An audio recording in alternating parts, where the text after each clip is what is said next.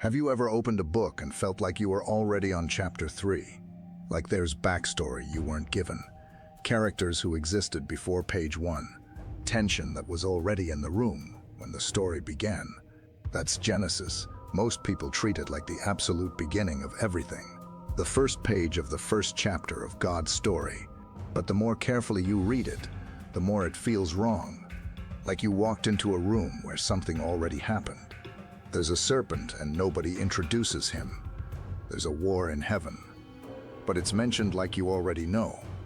There's chaos over the deep, but nobody explains how it got there. What if Genesis isn't the start of the story? What if it's the start of this chapter, and there were chapters before it that most of us were never shown? Let me show you something. Read the first 2 verses slowly. In the beginning, God created the heavens and the earth. Perfect, clean, absoluting. Then verse 2, and the earth was without form and void, and darkness was upon the face of the deep, and the Spirit of God moved upon the water. Stop right there. Without form, void, darkness. The deep. If you're reading this for the first time, you assume that's just what beginning looks like, before God starts building.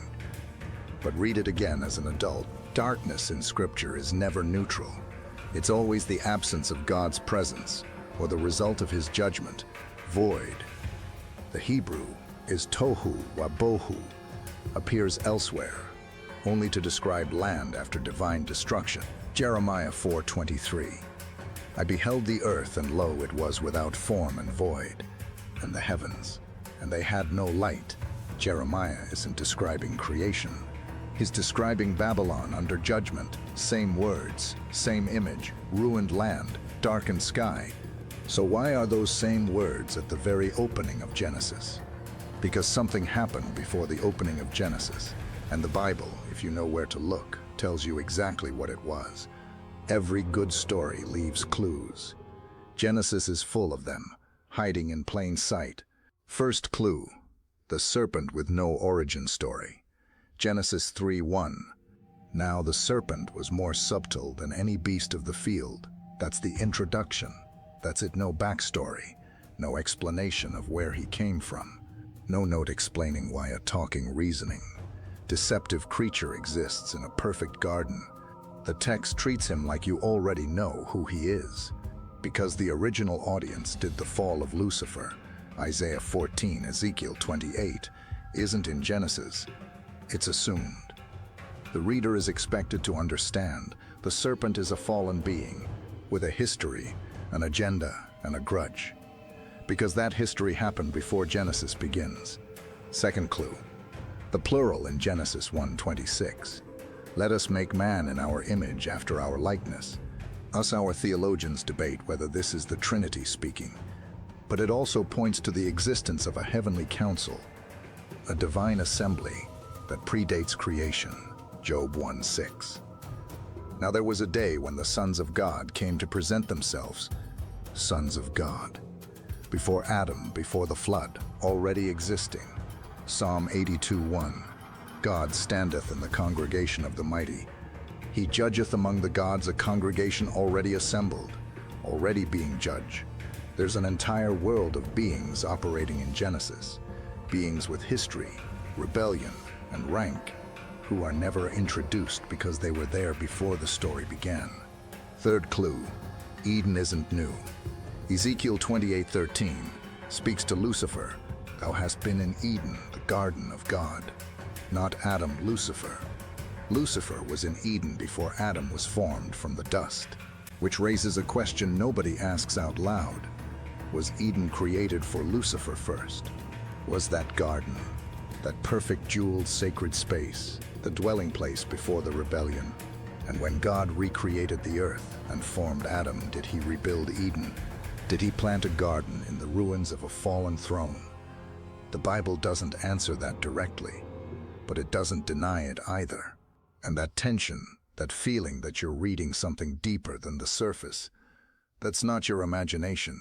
That's the text doing exactly what it was designed to do. Here's what most people miss about how Genesis is written. It's not a scientific textbook. It's not a chronological biography of atoms, Genesis is covenant literature written to people who already knew the cosmic story.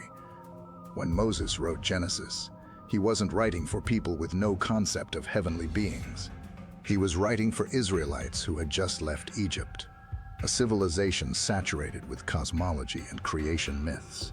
Egypt had their version, Babylon had theirs, Canaan had theirs. And Moses gave Israel the true account, not by explaining every detail from the eternal past, but by anchoring them to the only thing that mattered. Your God was there before all of it. Your God created all of it, and you of all the peoples of the earth are made in his image. That's the message of Genesis 1, not a science lecture, a declaration of supremacy, and it only makes more sense when you understand it wasn't describing the first moment of existence. It was describing God's re-establishment of order over chaos, light over darkness, form over void, life over ruin. What was ruined? The pre-Adamic world destroyed in the judgment following Lucifer's rebellion. What was re-established? A new creation, a new image bearer, a new mandate. Be fruitful and multiply and replenish the earth. Replenish, the Hebrew word male, means to refill something that was empty, not fill for the first time, refill. Even the command to Adam whispers that something came before. So if there was a pre-Adamic world, why didn't God just explain it? Why leave it in the gaps? Proverbs 25:2. It is the glory of God to conceal a thing, but the honor of kings is to search out a matter. God deliberately conceals things in his word, not to hide them from you, but to draw you in. The deeper you dig, the more you find, the more you trust the author. A story that gives you everything on page 1 has nowhere to go, but a story that reveals itself in layers, that connects Job to Genesis, to Ezekiel to Revelation. That is a story that can hold a lifetime. There's also a pastoral reason. Adam didn't need to know the full history of Lucifer's rebellion. He needed to know one thing: trust God, not the voice that questions God. The same spirit that said to Lucifer, "I will be like the Most High," said to Eve. Did God really say? Same strategy, different target. The cosmic backstory wasn't hidden to confuse him. It was simplified so he could focus on the only decision that mattered, and he still got it wrong, because the enemy is patient, and he's been doing this longer than any of us have lived. Here's the frame that changes everything. The Bible isn't primarily a book about human history. It's a book about a cosmic conflict, and humans are the battleground.